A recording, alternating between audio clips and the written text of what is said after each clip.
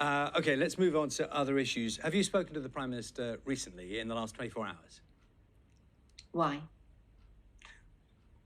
Why are you asking me that question? I'd like to know. We've communicated. I'm really confused. Is that a difficult question? I'm just asking if you've spoken to the Prime Minister in the last 24 hours. We have communicated. OK. What has he communicated to you?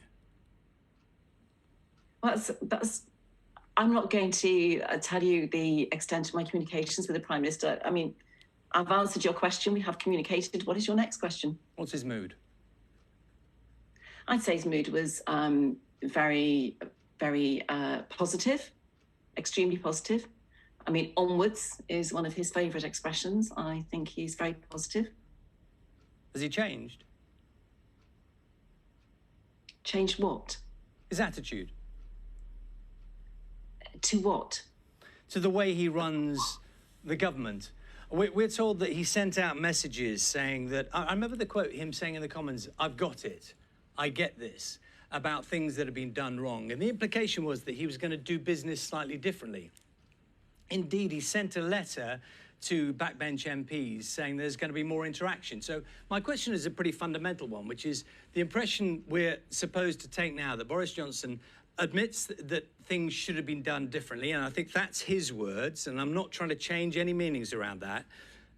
The implication of that is somehow a different Boris Johnson is emerging. Is he exactly the same in your book? So your question was actually very open-ended and non-specific. But what I would say is that the Prime Minister, when he appeared before the 22 committee last week, promised change. And I think anybody who picks up a newspaper or reads a newspaper, sees a television news bulletin can see that a huge amount of change is underway at present, particularly in Number 10. MPs wanted the structure within Number 10. And to be fair, the Number 10 office has simply not changed in a way which can accommodate a modern Prime Minister and a modern government function. And so that change is now underway in Number 10. And, you know, I think the Prime Minister is, he is very aware. There are 365 MPs, and he's very aware of those who are in the marginal seats that we need to continue to keep fighting for. We have the biggest majority since Margaret Thatcher. He's very aware of that, those MPs in those northern seats, those red wall seats.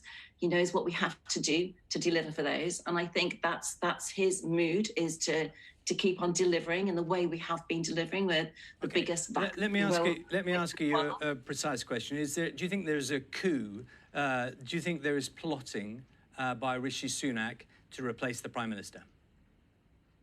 No, look, what I'd say is you have to look at what the Prime Minister and Rishi have been working on together recently. I mean, just this week, there was an announcement in the House to help those who are dealing with the rising cost of living. And that was an agreement and a deal reached together with the Prime Minister and Rishi. So I do realise that, you know, as I said, we have a 360.